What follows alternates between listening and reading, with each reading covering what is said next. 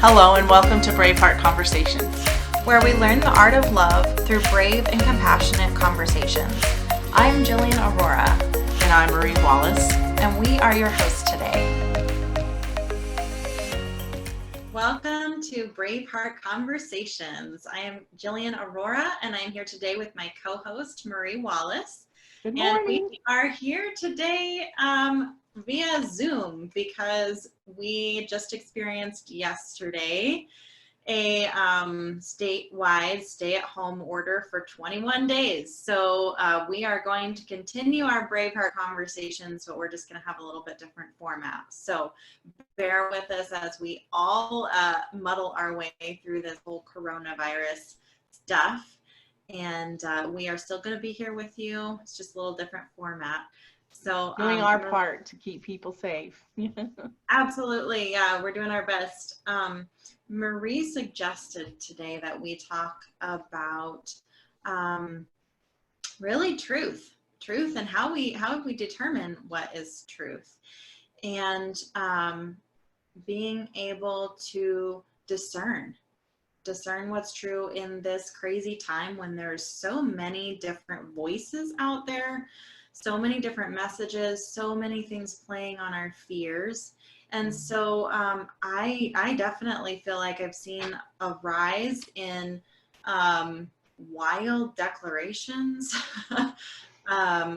things that I would consider gossip because they're not coming with any kind of fact. They're just coming as a statement. And I think a lot of these things are coming through because of fear, right?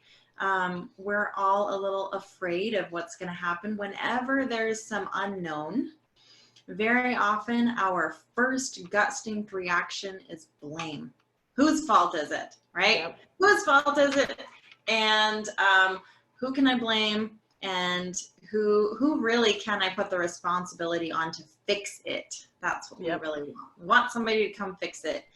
And that is just very often not, it's not based in reality. It's based in our need for certainty. Mm-hmm. So when we can step away from that gut reaction of needing certainty, I think we actually get some, we can get some clarity. And even though the truth can be really hard to accept, the truth often is, I don't know. I don't know what's going to happen. I don't know how this is going to work out.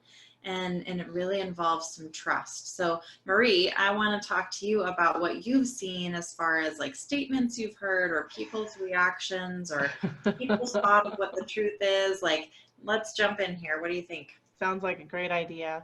Well, I've had a lot of people personal message me and sending me video and statistics and warnings and remedies and it's all well-meaning and well-intentioned. So I want to say that first because I do honor that people are passing information.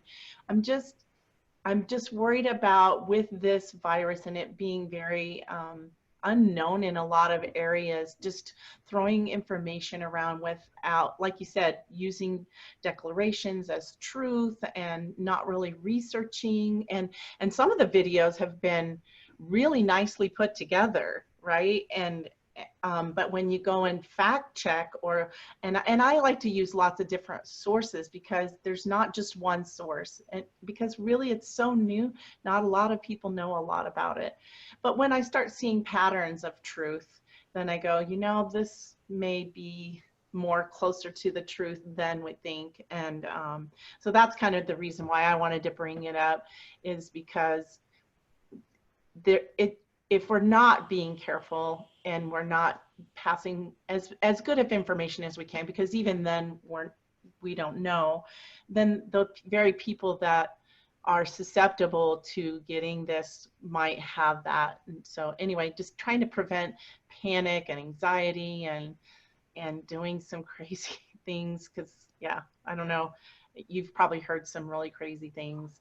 I have, I've definitely seen some of the same little videos and memes, and it's interesting. I see a lot of them are passed through Messenger because I think they're likely shut down if they're being shared on Facebook. And I agree with that. Yeah. Although I know there's a lot of different views about Facebook censoring, and I totally understand like that feeling very uncomfortable and invasive.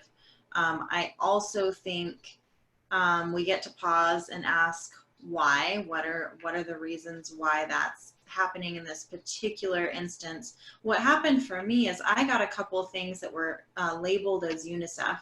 And so then I dug a little bit deeper. It already struck me as a little strange because it was saying things like the coronavirus is killed by the sun, and like, I don't remember if it was to eat ice cream or don't eat it. I think it was to I avoid, heard don't eat ice cream, and yeah, I go, avoid what? everything cold. Nothing cold. Yeah. And it sounded a little wonky to me, so I researched it, and sure enough, UNICEF had a warning out that there were some scam postings specifically saying, you know, not to eat cold things and all the things. So just be careful. It's so easy for people to prey on other people right now. Yeah.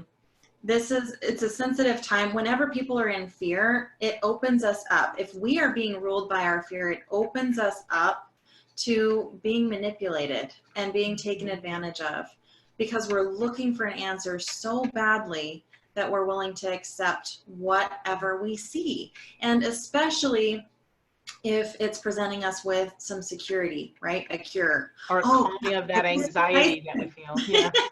Yeah, or I just drink this certain tea, or I sit in a sauna, or any of the things. Like, what is that motivated by? And if we're really honest, that's often motivated by our own fear of what's going to happen. And instead of looking for a quick fix, if we can rest in the divine, right? Because here's the thing, fear is the opposite of trust. Yes. So if you're going to say that you trust the divine, you trust that the universe is coordinating everything in your favor, you trust that God has your best interest in mind, then you cannot also hold your fear of what's going to happen next, because you already know that whatever is going to happen next is in your best interest. So I think we get to be aware of that and stop looking for all the quick fixes. And I know that people are scared. I know that people want to believe that we already have the answer, we already have the cure, and maybe we do. I'm not saying, I don't know. I have no idea what the truth is out there. All I can do is look at what's in front of me. I think we do have some guidelines though for being discerning. We have some great ways of knowing how to research well. And I think we are in a day and age where more than ever, we really need to be prudent in our ability to discern the truth, because there is so much information out there. Exactly. Yeah. So Marie, do you want to start with a couple of tips that you can think of that are guidelines for you when you do receive that post? When you do receive some wild statement, what do you do? Well, the first thing I do is I use my intuition first. So it's like, you know, like you said, a lot of times our intuition is our first source of like, does that feel right? Yes. Like you were saying, the divine is inside of me. The divine is there helping, guiding me. Sometimes what happens if I'm in fear and panic and anxiety, I can't tap into that. So I have to be calm and present first to go, does that feel right? And then if it doesn't feel right, well, most of the time I'm learners like in my top 5. And so I go out and I check several sources. I don't just do one. I try to look at all sides, multiple perspectives, and I really try to find those reliable resources. Most likely clinics, medical people might have information sooner than we do, and check world sources. Again, so I have my intuition, I have world resources. Those are things that I do. And I try to, you and I talked about this a little bit, is try to keep my own bias out of it. It's so hard. It's so hard to say, well, those people don't know. I don't know who knows what, right? I just have to be discerning when I read to say, how does that feel? What does it look like? Where is my source? who am I relying on for my information? So that's kind of what I do. How about you? Yeah, I think for me, I've gotten through the years. Yeah, I was like everybody else for a long time. I would share anything on Facebook that really was just a confirmation of my own bias that I already had. Today, I have more of a habit of looking at information and saying, where did you get that from? Who said that? To really determine what is the source. And a lot of the time, people are like, I don't know who said it. Well, you know, that puts me in an interesting position, because I could say, you know, the sky is falling in, and just because I say it doesn't make it true. And if I start a lie, you know, I think it was Joseph Goebbels, Hitler's propaganda man, that said, if you repeat a lie enough times, it becomes the truth. And I think we're living in a day and age where that is more true than ever. That we have a lot of people repeating a lot of lies, and eventually it becomes standard knowledge and truth, which is super scary. So It is. asking the question, where did this come from? Who said this? And then determining whether or not that's a source that you want to trust. I like the idea of, yeah, your intuition. There's a lot of things that don't ping for me. There's a lot of things that I read and I'm like, just doesn't sound quite right. And so that really helps me know whether I need to dig a little deeper or not. And sometimes I don't even want to give it energy. It feels off enough, just like, I'm just going to dismiss it. Exactly. Like the bleach one. Some people said, I got one that said using the cleaner for fish tanks. Like, what? And then one about bleach. And I go, what? I mean, like you said, don't even give it thought or energy, because it doesn't deserve it. But and you know, the one about water, drinking hot water, it doesn't really help. It helps your health. I mean, water always helps your health, and hot water soothes me.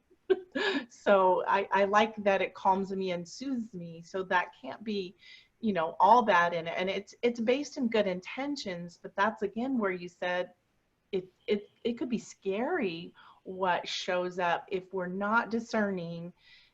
There are ways people can manipulate us easy and cause panic. And I know right after the governor shut Idaho down, people went out in droves and went crazy again. And this time it's liquor, which is an interesting thought to me, cases of liquor. But I mean, I know you have to do what you have to do and to be prepared, but also just to be, thoughtful in that, in how you do that.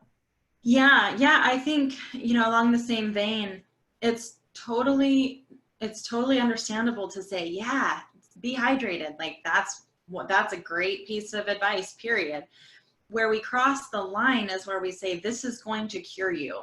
Yeah. Or this is going to prevent you from being sick. This is where we spread a lot of misinformation and false hope. Yeah, that really crosses a line. Yes, you know, take every precaution to be healthy, period. Whether it's a coronavirus or not, like, do it all. I also think a lot of us come with our own beliefs. We already have a bias. And so it's really important to be careful when we are researching to not have a confirmation bias. So if I research with a confirmation bias, that means I'm literally like searching in Google for the specific bias I already have. For example, is coronavirus bogus? If I do that, or reasons why coronavirus is bogus, like any of those kind of lingo, you can kind of see I already have a bias. I'm not really legitimately seeking the truth. I'm looking for a confirmation of what I already believe is the truth.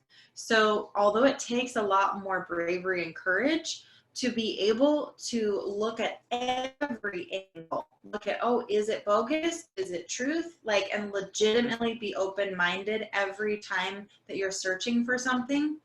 Even if it bristles you. Even if it bristles you.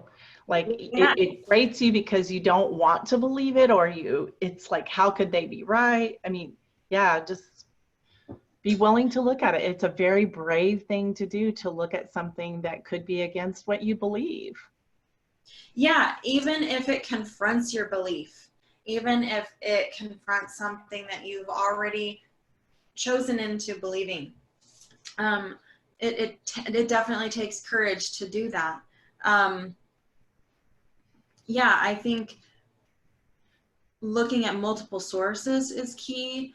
I know we were talking a little bit earlier, Marie, it sounds like you have a wide variety of news sources. I choose not to have just one news source. I actually check out of a lot of news, period. I don't like to fill my brain with a bunch of stuff that is generally a lot of fear tactics.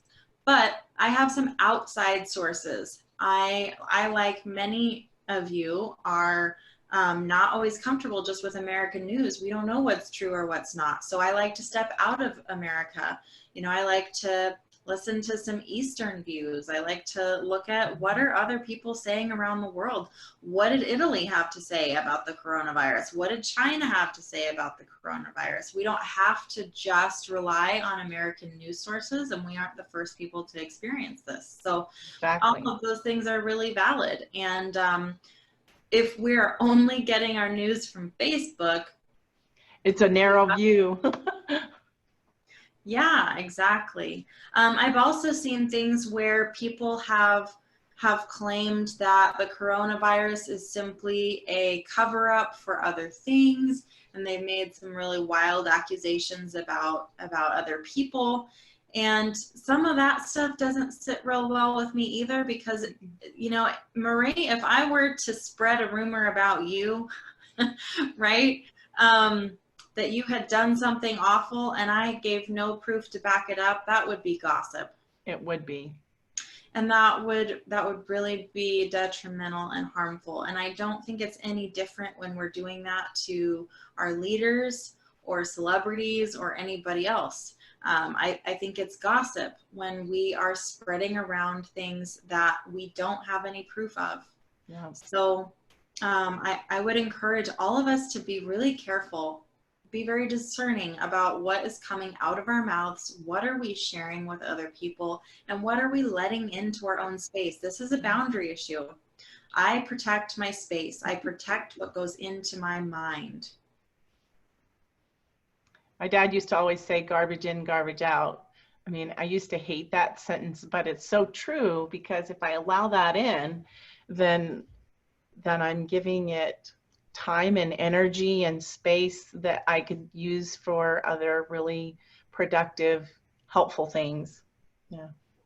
Yeah, and I actually think like this is a really big issue right now, that we're letting in so much information that's negative and fear-based, and like that will affect us, right? We either have such a resource of information in this world that the information is our bitch, right? Or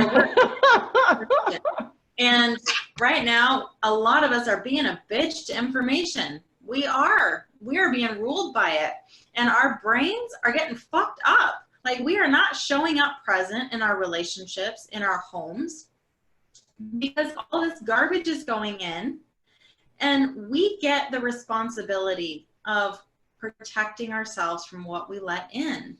So I like to keep the rule. I like to be informed, right? I like to have no more than 30% of what I'm consuming, what I'm allowing in, to be news and all of the horrible stuff that's happening in the world. I don't want more than 30%.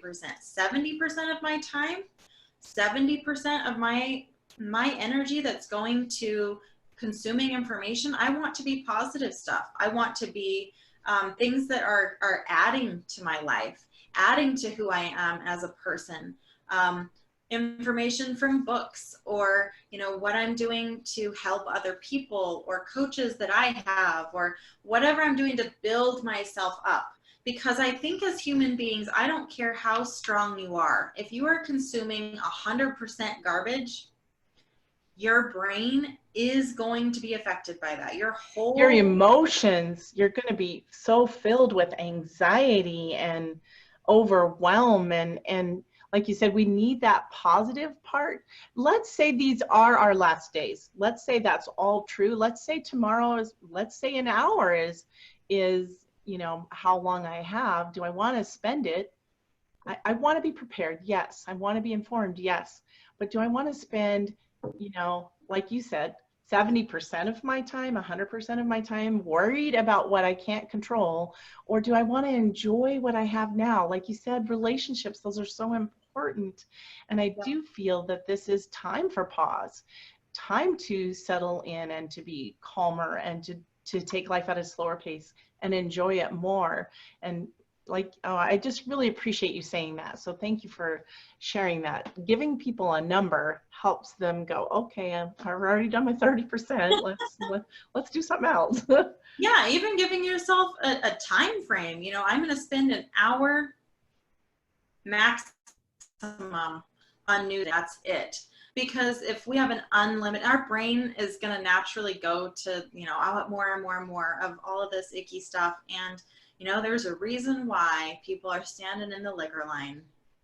You know, people want the liquor because they're numbing out.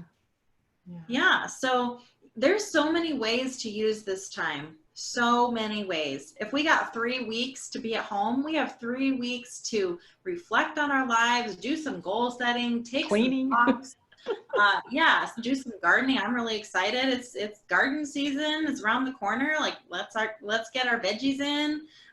We can do some cooking. Like there's so much that can be done. Read books, study. I was informed that Ivy League colleges are giving away free online courses. Yay. I'm like, score, you know, there's so many things that we can do with this time. We don't have to sit around in pity party mode, and it's not like we're in dungeons and that we're trapped. There's so many things to do. Guys, we live in the information age, right? And creativity. Have you seen this stuff coming up?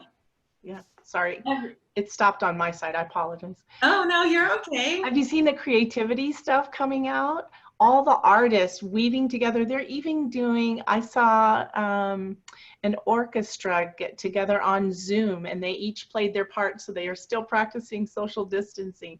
But it's so amazing the ways that we can still work together and be creative. And I think that's a time for just, you know, yeah, being inventive and creative and seeing a new way to do things, like the Industrial Revolution, right?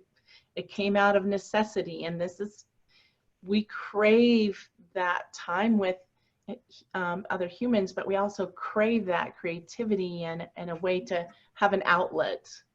So self-care is probably really important too. Finding ways to keep yourself calm. Yeah.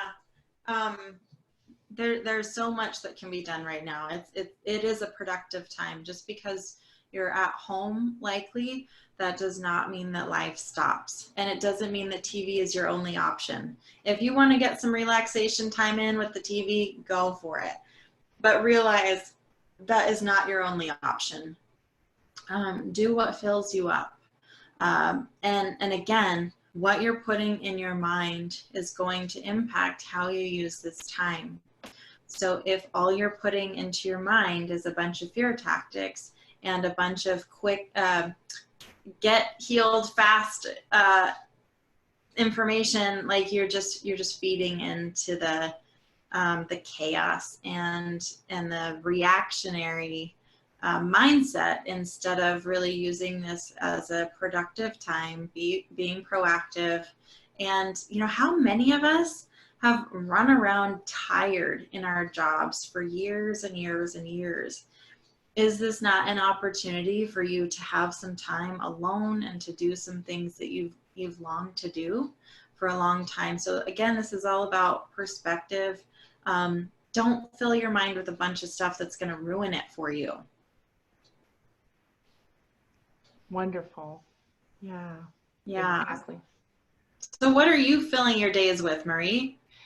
Well, I've been getting more work done. I actually plan it out differently. So I still have my morning routine. It just looks different. So instead of going to the gym, we have different people that we follow on. Like this morning, we did this dumbbell routine, and I've done some painting, and I love learning. So I've watched a few shows and I've read some books, and so that part's fun for me. I'm like, oh, finally some time to read it, because I'm not in the car, because the car takes a lot of time when I do meeting to meeting or those kinds of things. So I'm doing online Zoom meetings, and that actually saves me some time there. I get to have lunch with Joe and hang out with him, and so, yeah. How about you? Yeah, I really don't feel like a whole lot has changed for me. I already did a lot from home. Yeah, I have had to cancel a few things off my schedule. Any mediations right now are on hold. But yeah, I've been on Zoom a whole lot. Me too. I've loved doing some home workouts. I've got a little garage set up. So I've got some dumbbells, and there's some great people online. My trainer has been doing some videos that are great. I did some yard work. I've crossed off some things that have been on my list for a long time. I finished my taxes. And I've really enjoyed doing some things like yoga. I've read a lot. I already read a lot, but I've enjoyed reading. I get online and have put some energy into building my groups and just pouring into people, because I feel like there's a lot more people that need it right now. And then, if you're really yearning to get outside and to not be cooped up in the house, there's a lot of people that need help. So there's been a couple people that have needed just little things, like I had some extra toilet paper, so I dropped off toilet paper to people. And, that's stuff that just warms my heart. You don't have to break any of the rules. You don't have to be breaking any social distancing or any of that. You can just drop stuff off at people's on their porch. But a lot of elderly people are needing help. They would very much appreciate it if you could go to the store for them, so they're not exposing themselves. There's all sorts of things that can be done to get yourself out of the house, out of your own little zone. And it always warms my heart to do something for somebody else if I'm really in that space. So those are a few things that are working for me. Doing things outside of ourselves also helps us get out of our own head of being worried and anxious, because it feels good to be out there doing some things for others. And yeah, we've been taking a lot more walks, like you said, filling into our groups and things, building people up so that they know that they're not alone, because we're all in this together. And we've actually had a lot of coffee dates on Zoom. It's kind of fun. So it's teaching other people to use it. I have a couple of friends who haven't used it before, and so they're starting to use it more, and like, oh, I like this. So yeah, it's just like you said, or we both have said, about just finding ways to enjoy this time and not make it, it's tough. Yes. Be prepared. Yes. Be discerning. Yes. But don't let it consume. I think that's kind of what we're talking about. Yeah, and I think legitimately a lot of people are very very worried and concerned about their financial situation, because let's all be real, there is a very real consequence to not working, and that's you're not getting paid. Yeah. And so I hear you. I hear all of you that have those concerns. You don't know what's going to happen. And here's the thing. We all get to trust it's going to work out. So they can't kick all of us out of our homes. They can't, like put us all in a situation where we're homeless and we're all, not working and whatever. So just trust. I don't know what's coming next, but whatever's coming next is going to be okay. And they're not going to make all of us indigent overnight. So working together time instead of worrying about your financial situation, because you can use all of this time fretting about what's going to happen next and how you're going to survive, or you can just trust the process that we're going to get the next step revealed to us. I always have had the next step revealed, but you can trust in this moment, in this step, that everything is okay. Stay present, stay in the now, because right now we all have homes. We all have food in front of us. We all have all of our basic needs met. We're all okay. So stay in the now instead of the future. That's going to be super key. Gratitude is key. Gratitude for what's in front of your So face key. instead of future tripping about all the things that are going to happen. Because what if they're great? I do know that there are people that are very worried about their situations, and so again, to tie in with Jill, it just may look different for you, right? It may be an opportunity for something totally new and maybe even better. Actually, a lot of times, what do they say? Ingenuity is the mother, or what is it? No, what's the mother of invention? Necessity is the mother of invention. So it may just look different for you, and using that time instead of fretting over what are some other ways you can do, especially small businesses, because I know those are going to be hardest hit. What's a new way to do your business? What's something that you haven't thought of before? So I just wanted to offer that out as well, because I know that's also putting me in a position to go, oh, okay, well, I can do this and this, and I can try this, and it's just a way to just look at it differently. So. Yes, adaptability is key. Adaptability. Adaptability is key. And I think too, so many of us have yearned for change in this country and in this world. And I know that change is hard and can really kick up some uncertainty and some unknowns. So instead of being upset at how this showed up, like, there's going to be some change. Whatever corruption needs to be cleared out, whatever systems that haven't served us, like, those get to crumble, those get to be released. And so I think we're getting to see a part of that happen. I don't know how it's all going to happen. I just know, like, this is going to shine a light on some areas where we're unsustainable and it's not working. And hallelujah for that. And it might be a little painful, and that's okay, because change gets to be a little painful. That's part of transition. And we can celebrate that those changes are happening. And we've been through much worse throughout history. We really have. We are a resilient people. We are. Well, and it is the time of spring. And in spring, we get to celebrate new growth, but it didn't go without the leaves falling and the change of the weather and things being cold and dormant. So being dormant served us to bring spring and new life. So we can use that as a metaphor for what's coming next. Absolutely. Yeah. And I love that this is happening right now, springtime. Right now in the spring. Yeah. Time to plant some seeds. Absolutely. I'm so excited. Plants have been my thing since I was like 12. So I love it. I love it. Yeah. All right. Well, I think I will go ahead and wrap us up. We have covered a lot of ground, and this was a great topic. I'm really glad that we were able to discuss this. And Marie, thank you for all of your wisdom. Thank you. Yeah. It's a good collaboration. Yeah, I love this. I look forward to it every week. Me too. For those of you who are joining us on Podbean and Spotify, you can also find us live every week on Thursdays in our Facebook group, which is facebook.com/groups/Braveheart Conversations. And all of our videos are going to be posted there each week. So if you'd like to see us in person instead of just listening to the audio, you can find us there.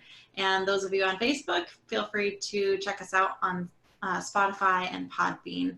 So with that, I will go ahead and wrap us up. If you have any questions or comments or experiences you'd like to share, please reach out to either Marie or myself. You can shoot us a message in the group. You can also email me at defytheaverage@gmail.com, or you can reach Marie at mariesgold.com.